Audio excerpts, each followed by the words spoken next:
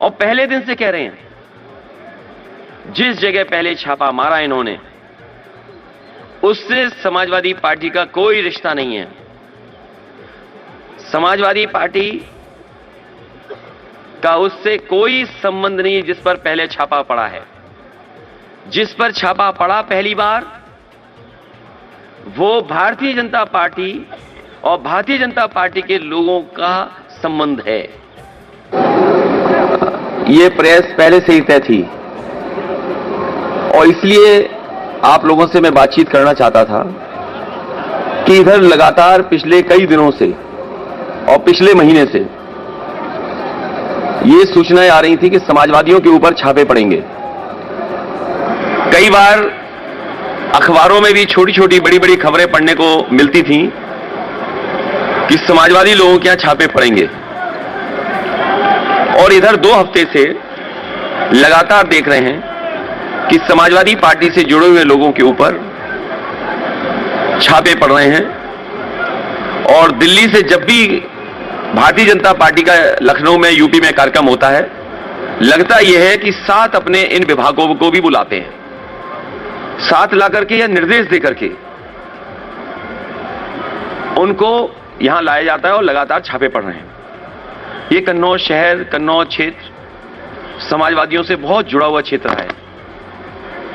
यहां का अगर इतिहास उठा करके देखेंगे तो यहां का इतिहास भाईचारे का रहा है, सौहार्द का इतिहास रहा है। और इत्र कोई आज से नहीं बन रहा है, बहुत वर्षों से यहां इत्र बन रहा है। इत्र के कारोबार से न केवल व्यापारी जुड़े हैं जो व्यापार करते हैं, यहां के बड़े पैमाने पर किसान भी जुड़े हैं। किसान के जुड़े होने से और कारोबार से व्यापारियों का, और व्यापार से न केवल कन्नौज उत्तर प्रदेश बल्कि देश के अन्य कारोबार भी इस कारोबार से जुड़े हुए हैं। कन्नौज की एक अपनी पहचान इत्र की रही है। कन्नौज इत्र के लिए ये राजधानी है, सुगंध की राजधानी है। जिस तरीके से फ्रांस में ग्रास या ग्रासे कहे, वो वहां की फ्रेंच कैपिटल, परफ्यूम कैपिटल मानी जाती है। फ्रांस में परफ्यूम कैपिटल अगर है कोई, तो कोई ग्रासे कहता है, कोई ग्रास कहता है। वो एक प्रोनाउंसिएशन है कि इंग्लिश या फ्रेंच जो भी कुछ है।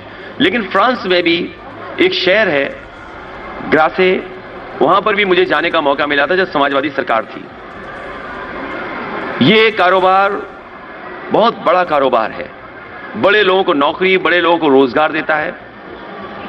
उसके बाद यहां पर एक परफ्यूमरी पार्क लाया गया था। समाजवादी सरकार में उसके लिए बजट दिया गया था, जमीन दे दी गई थी और कोशिश थी कि वो परफ्यूमरी पार्क यहां बन जाए। और परफ्यूमरी पार्क से ये फायदा होगा कि जो यहां का किसान है, फूल पैदा करता है, फूलों की खेती करता है, अगर वो सीधा जाकर के एसेंस निकालने का काम करेगा तो एसेंस निकाल सकेगा, और एसेंस निकाल करके उसका भी वो कारोबार वैल्यू एडिशन हो जाएगा उसके काम को लेकर के। पूरा का पूरा आर्किटेक्ट, जमीन, बजट सब कुछ चिन्हित हो गया था। लेकिन भारतीय जनता पार्टी की सरकार के आते ही वो परफ्यूमरी पार्क, वो परफ्यूम का म्यूजियम वैसा ही का वैसा पड़ा है। सुना यह कि चुनाव से पहले भारतीय जनता पार्टी ने उसको कैबिनेट से पास कर करके कोशिश की है कि दोबारा उस योजना को शुरू किया जाए। भारतीय जनता पार्टी ने केवल कन्नौज का एक काम नहीं रोका है। यहां जितने भी समाजवादी सरकार में काम हो रहे थे वो सब काम रोक दिए। यहां पर पहला उत्तर प्रदेश का सरकार का, अपनी सरकार की पराग का काऊ मिल्क प्लांट लगा था। और काऊ मिल्क प्लांट इसलिए लगाया था कि आसपास यहां के किसानों से दूध खरीदा जाएगा और दूध के जो प्रोडक्ट्स बनेंगे, जो मिल्क प्रोडक्ट्स होंगे, वो काऊ मिल्क प्लांट के से काऊ के ही दूध के प्रोडक्ट्स होंगे। क्योंकि इधर गाय को लेकर के और गाय के दूध के लेकर के लोग जागरूक भी हैं, और केवल आज से जागरूक नहीं है। यहां जितने भी गरीब लोग बैठे हैं, किसान बैठे हैं, गांव के लोग बैठे हैं, वो जानते हैं कि अगर दिमाग को और अपने आप को स्वस्थ रखना है, शरीर स्वस्थ रखना है, तो गाय का दूध ज्यादा पीजिए। ये भारतीय जनता पार्टी वालों ने काऊ मिल्क प्लांट के वे सत्यानाश कर दिया है। और मैंने ये कहा था कि काऊ मिल्क का अगर हमें 4 रुपया भी ज्यादा देना पड़ेगा तो हम किसानों को 4 रुपया देंगे ज्यादा, जिससे कि गाय बढ़ जाए और उसका मिल्क भी बढ़ जाए। यहां पर परफ्यूम का कोर्स शुरू करने के लिए, क्योंकि परफ्यूमरी एक बड़ी इंडस्ट्री है, इंजीनियरिंग कॉलेज बन रहा था जिसमें कि परफ्यूमरी पर एक कोर्स होता। यहां पर बच्चे पढ़ते, परफ्यूमरी का कोर्स करते, न केवल यहां पर उद्योग की मदद करते, बल्कि दुनिया में भी कैसे कन्नौज के इत्र का डंका बजता, कन्नौज का इत्र का दुनिया में डंका बजता, वैसे यहां के नौजवान निकलते, वैसे साइंटिस्ट निकलते, वैसे परफ्यूमर्स निकलते और दुनिया में कन्नौज के नाम का डंका बजता। वो इंजीनियरिंग कॉलेज जितना बना था वो वैसे ही का वैसा आज पड़ा हुआ है। पैरामेडिकल यहां पर शुरू होना चाहिए था। लखनऊ में और जगह बड़े बड़े शहरों में जिस तरीके से बिल्डिंगें बनती हैं उस तरह का पैरामेडिकल है, उसका काम ठप कर दिया। कार्डियोलॉजी का डिपार्टमेंट था वो ठप कर दिया। कैंसर का प्राइमरी हो जाए इलाज, वो कैंसर का बंद कर दिया। मेडिकल कॉलेज ने जो ऑक्सीजन प्लांट बनना था, लगना था, वो नहीं लगाया। फिर अलग से एक और कोशिश की गई लगाने की, मेडिकल कॉलेज का सत्यानाश कर दिया इन्होंने। कोई भी विकास कन्नौज में बड़ा नहीं किया है। अगर कोई बड़ा विकास कन्नौज में किया हो तो कोई बताए हमें। जो सड़कें समाजवादी सरकार में बन रही थी वो भी अभी पूरी नहीं कर पाए हैं। न काली नदी पर पुल कोई नया बनाया है, न गंगा पे कोई पुल बनाया है, न स्टेडियम जो समाजवादियों ने दिया था न स्टेडियम चालू कर पाए। और जो लोग आगरा की तरफ जाते होंगे तालग्राम के पास, वो देखते होंगे फॉरेंसिक लैब बन रही थी। वो जो ऊंची सी बिल्डिंग दिखती है वो फॉरेंसिक लैब की थी, जिससे कि लॉ एंड ऑर्डर में कानून व्यवस्था को लेकर के या कोई क्राइम हो जाए उसकी मदद के लिए उसमें रिसर्च हो सके और सही जगह पर और सही लोगों को सजा मिल सके। फॉरेंसिक लैब में पुलिस को मदद मिलती। वो फॉरेंसिक लैब भी वैसी पड़ी हुई है। इसके किनारे मंडियां बननी थी, वो मंडियां भी ऐसी पड़ी हुई हैं। अब थोड़ी बहुत सफेद पुताई कर दी है, चुनाव आ गया इसलिए। यहां पर हमारे सपेरों के लिए एक स्नेक चामस विलेज बनना था। जितना समाजवादियों ने काम किया, जैसी सरकार गई काम रुक गया। मैं इन बातों को इसलिए बता रहा हूं, पहले दिन से यहां के लोगों ने देखा है कन्नौज के साथ किस तरीके से व्यवहार हुआ है। कन्नौज के साथ पॉलिटिकली जो व्यवहार हुआ वो मैंने आपके सामने रखा, और साथ ही साथ ये भारतीय जनता पार्टी के लोग नफरत की दुर्गंध फैलाने वाले ये सौहार्द की सुगंध को कैसे पसंद करेंगे। कभी सोचिए आप, जो नफरत की दुर्गंध फैलाने वाले भारतीय जनता पार्टी के लोग हैं, जो नफरत की दुर्गंध फैलाते हों, वो सौहार्द की सुगंध कैसे पसंद कर सकते हैं। इसलिए जानबूझ करके समाजवादी पार्टी को, तो एक जगह जहां समाजवादी पार्टी को तो करना ही चाहते हैं ये बदनाम, लेकिन दुख इस बात का है कि लखनऊ से लेकर के दिल्ली वाले तक इस कन्नौज, जिसका इतिहास, जिसकी सुगंध, जिसका इत्र, जिसकी पहचान दुनिया में है, उसको बदनाम करने में लगे हुए हैं। और पहले दिन से कह रहे हैं, जिस जगह पहले छापा मारा इन्होंने उससे समाजवादी पार्टी का कोई रिश्ता नहीं है। समाजवादी पार्टी का उससे कोई संबंध नहीं जिस पर पहले छापा पड़ा है। जिस पर छापा पड़ा पहली बार, वो भारतीय जनता पार्टी और भारतीय जनता पार्टी के लोगों का संबंध है। भारतीय जनता पार्टी बताए कि इतने बड़े पैमाने पर रुपया कैसे निकला। जिस भारतीय जनता पार्टी ने बताया कि नोटबंदी के बाद काला धन नहीं आएगा, नोटबंदी के बाद इस तरह का पैसा इकट्ठा कोई नहीं कर पाएगा, और यह भी दावा किया जिस समय जीएसटी लागू हो रहा था कि जीएसटी लागू हो जाने से व्यापार अच्छा होगा, सरलीकरण होगा और इससे व्यापार अच्छा हो सकेगा। तो इनकी जो बड़ी बड़ी योजनाएं वो फेल हो गई, और जो डिजिटल इंडिया का सपना था वो फेल हो गया। ढूंढने गए थे समाजवादी इत्र बनाने वाले पुष्पराज जैन को, ढूंढ निकाला उन्होंने अपने ही सहयोगी साथी समर्थक पीयूष जैन को, और अब अपनी खीज मिटाने के लिए जो उनसे गलती हुई उस गलती को समेटने के लिए अब छापा मारा है पुष्पराज जैन, जिन्होंने समाजवादी इत्र बनाया है। और इनके साथ साथ कई और भी लपेटे में आ गए हैं, क्योंकि भारतीय जनता पार्टी को दिखाना है कि हम निष्पक्ष हैं, हम एक जगह छापा नहीं मार रहे। कन्नौज के लोगों से और देश के लोगों से मैं कहना चाहूंगा कि ये भारतीय जनता पार्टी के लोग ये नफरत फैलाने वाले लोग हैं, और जहां जहां चुनाव होता है, जहां जहां इन्हें लगता है कि ये चुनाव हार रहे हैं। मुझे वो दिन याद है जिस समय समाजवादी विजय रथ गाजीपुर से चला था। गाजीपुर हम लोग पहुंचे थे सुबह से लेकर के शाम, और शाम से लेकर के रात, और सुबह जब लखनऊ पहुंचे थे और जब रथ यात्रा समाप्त हुई तो उसके बाद सुनने में आया कि दिल्ली से 3 काले कानून वापस हो गए।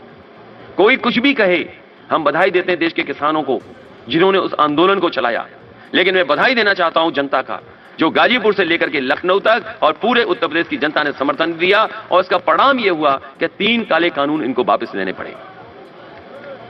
समाजवादी विजय रथ में या जो जनता सड़कों पर आ रही है, जो जनता का समर्थन समाजवादी पार्टी को मिल रहा है, उससे भारतीय जनता पार्टी बौखलाई हुई है। जब से उन्हें पता लगा है कि हार यहां होगी, उन्हें हार सताने लगी। जब से हार सताई है, दिल्ली से न जाने कितने नेता उनके आ गए, और ये नेताओं का आना रुकेगा नहीं।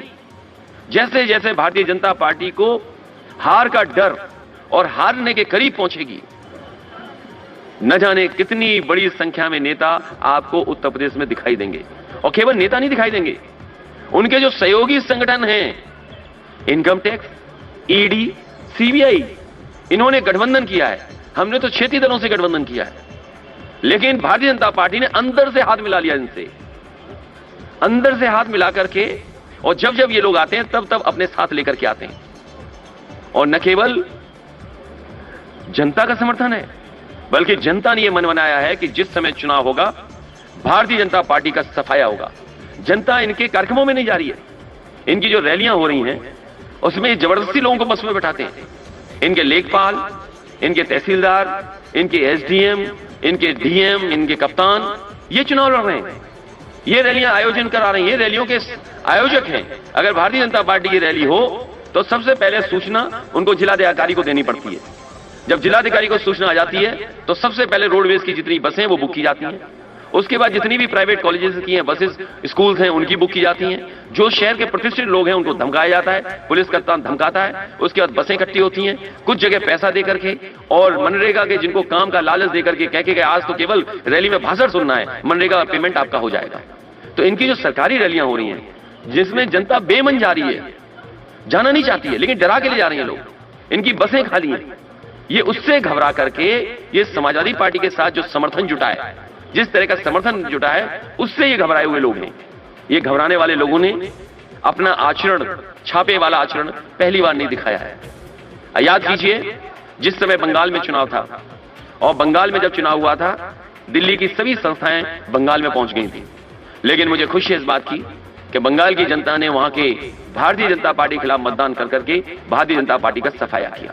आप तमिलनाडु का चुनाव देखिए, स्टैलिन जो आज मुख्यमंत्री जी हैं वहां के, उनके घर पे भी छापा मारा। बेंगलोर में आप पता कर लीजिए जिस समय चुनाव था वहां के कांग्रेस के अध्यक्ष उनके घर पे छापा मारा। आप जहां जहां चुनाव होंगे वहां वहां भारतीय जनता पार्टी अपने ये गठबंधन के लोगों को भी लेके जाते हैं, सरकारी लोग भी जाते हैं। सरकारी लोग ये कहते हैं हम मजबूरी में आए हुए हैं, हमें तो नया साल मनाना था, हमने तो 31 की आज की शाम का न जाने कहां कहां खाने का और परिवार के साथ जाने का कार्यक्रम बुक हुआ था, लेकिन मजबूरी में क्योंकि हमें नौकरी करनी है इसलिए हम मजबूरी में आपके यहां छापा मारने आए हैं। सोचिए ये स्थिति पहुंचा दी है। ये भारतीय जनता पार्टी घबरा रही है, और मैंने कहा भी है ये कागज के फूल से कभी खुशबू नहीं आ सकती। ये झूठ के फूल वाले लोग हैं, ये झूठ का फूल है भारतीय जनता पार्टी, ये कागजी फूल है, ये कभी सुगंध पसंद नहीं कर सकते। और कारोबार से लोग जुड़ते हैं, कोई फूल पैदा करता है, कोई लेकर के जाता है, कोई इसका इत्र निकालता है, फिर ये बड़े बाजार में जाता है, इस्तेमाल कोई और करता है। कारोबार हमें जोड़ता है, कारोबार हमें गंगा जमुनी तहजीब और गंगा जमुनी की जो संस्कृति है उसको साथ लाता है। और ये तो कन्नौज शहर है, ये कन्नौज के लोगों ने हमेशा जयचंद को पहचाना है, कन्नौज की जनता ने हमेशा जयचंद को पहचाना है। इस बार भी जयचंद को भगाया जाएगा, इस बार भी यहां की जनता जयचंद लोगों को सबक सिखाने का काम करेगी। ये जो डबल इंजन की सरकार है ये आखिर क्या क्या कर रही है, झूठ फैला रही है। ये झूठ के फूल लखनऊ से दिल्ली तक जाते हैं और दिल्ली से यहां तक आ जाते हैं। इनके नेताओं को, इनके तमाम लोगों को जिनके पास प्रोपेगेंडा का इंतजाम है, उनका एक ही काम है झूठ फैलाना। वो जो बात कह दी जाती है वही फैलाते हैं। बताइए समाजवादी पार्टी को बदनाम करने के लिए कानपुर में जहां छापा पड़ा था उसको क्या नहीं बताया गया? दिल्ली से लेकर के लखनऊ, लखनऊ से लेकर के दिल्ली वाले सब झूठ बोल रहे थे, मंचों से झूठ बोल रहे थे। अगर देश में इतने झूठे लोग होंगे तो हम भरोसा किस पर करेंगे?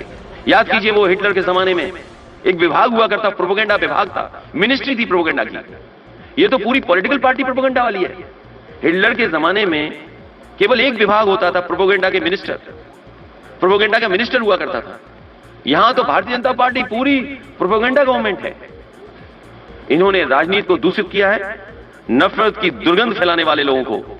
ये कन्नौज के लोग जो सुगंध को पसंद करते हैं, इनको आने वाले समय में सबक सिखाने का काम